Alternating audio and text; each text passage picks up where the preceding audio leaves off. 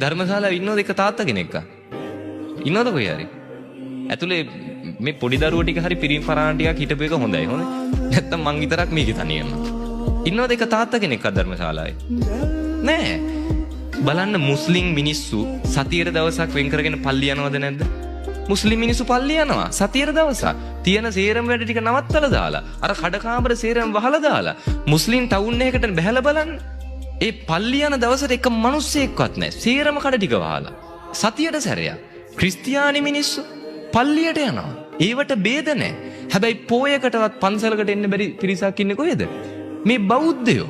මේක රැකගන්න මං කියන්නේ වගකීමක් ගන්න පුළුවන් පිරිසක් ඉන්න ඕනේ. පිරිමි ටික පන්සලකට එන්නේ නැත්තම්.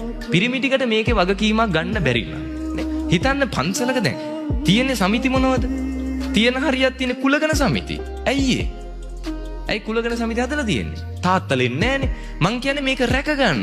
අපි මේ සිවුරු දාගෙන ඉන්නේ, අපි මේ බණ කියන්නේ, අපි මේ කැපකිරීම කරන්නේ සිවුරු ඇරලා ගෙදෙට්ට ගිහිල්ලා ලස්සනට තරුණ ජීවිතයක් ගත කරන්න බැරුව නෙවෙයි. හිතනවා ඇති මාර ලස්සනයි නේ, හරිම සැපෙන් අපි ඉන්නවා කියලා. කණ්ඩ බොන්න ටික හම්බෙනවා. මං කියන්නේ ඇවිල්ලා මහණෙලා බලන්න.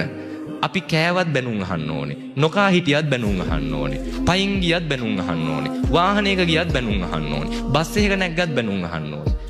මොනතරම් කැපකිරීමක්දනේ? අපි මේ කැපකිරීම කරන දැන් දාන්නේ ගෙදර හිතන්නකෝ එළවලු 10ක් විතර හදනවා. ඔය 10ම බෙදාගෙන වැළඳුවොත් ඒ හාමුදුරන්ගේ පෙරේතකම කියලා පස්සට ගිහින් බයිනවා. අපි දන්නේ නැතුව නෙවෙයි. ඔය 10න් එකක් හරි වැළඳුවේ නැත්තම් මෙච්චර හදලා හාමුදුරු දානි වළඳන්නේ. ඒකටත් බයිනවා. කවුද කැමති නේ කන්න ටික හම්බෙද්දි ඒ කන්න ටික දීලා බැනුම් අහන්න නේ? එතකොට මේ කැපකිරීම කරන්නේ අපිටත් මේක දමල ගහලා යන්න බැරි කමකට නෙවෙයි. අපේ ලස්සනම කාලේ, අපේ තාරුණ්‍ය, අපි මේ කැප කරගෙන මං කියන්නේ බුද්ධ කාලේ වගේ නෙවෙයි අද කාලේ. පොඩි දේ වුණත් විවේචනය කරන්න පිරිස වැඩි.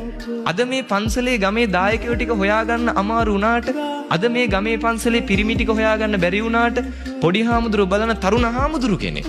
ඒ හාමුදුරුවෝ නායක හාමුදුරුවෝ එකතු වෙලා හරි ලස්සන පින්කමක් කරනවා. හැබැයි මේකට ශක්තියක් වෙන්න මං කියන්නේ ඇති. බොහෝ පිරිසක් ඇති මේකේ පිටිපස්ස ඉඳගෙන.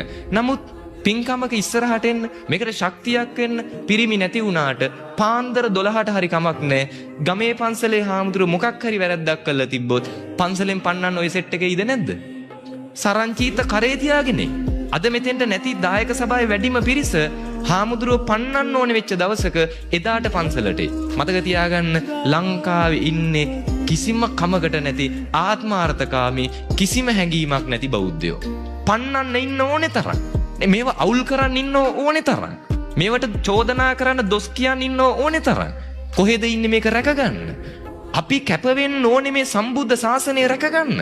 අතීතේ ඉඳන් සිංහලයට පැවැත්මක් තිබුණේ මේ ගෞතම බුදු ශාසනයත් එක්ක. බෞද්ධ ආගමත් එක්ක, මේ සම්ප්‍රදාය එක්ක, මේ ආගම් එක්ක, මේ සංස්කෘතියත් එක්ක අපි බද්ධ වෙච්ච නිසා තමයි අපි මේ තත්ත්වයකට අපේ පැවැත්මක් තිබුණේ. අතීතේ ඔබ පන්සලකට එද්දි සෙරෙප්පු දෙක අවුරුදු 20කට කලින් ගලවපු තැනයි අද ගලවන තැනයි වෙනස්ද නැද්ද? වෙනස්. එදා ඔබ පන්සලකට ආවන් පස්සේ තිබ්බ ගෞරවය මොන තරම් ශ්‍රද්ධාවක් පන්සලේදී තිබ්බද? අද දරුවෝ ළඟ ඒක තියද? නෑ. අද ඒව පුරුදු කරන්නේ. අද පන්සලකට දරුවෙක් එක්කන් එන්නේ. පින්කමක් හුරු කරන්නේ. මේ ශාසනය වැඩි කල මෙහෙම ගියොත් තියෙන්නේ නෑ. හෙට අනිද්දම ඔබේ දරුව ඔබව ගිහිල්ලා වැඩිහිටි නිවාසයක දායි. හෙට අනිද්දම ඔබේ දරුව ගිහිල්ලා ගෙදරින් එළියට දොට්ට දායි. හෙට දවසේදී පන්සලකට දානයක් දෙන්න කෙනෙක් නැති වේවි.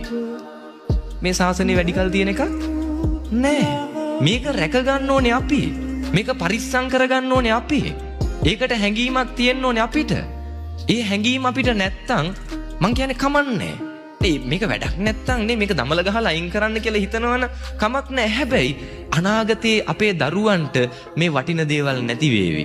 මේ බෞද්ධ දර්ශනය, නිවන් මාර්ගය කියන එක තඹ සත පහක්වත් තාම අපිට තේරිලා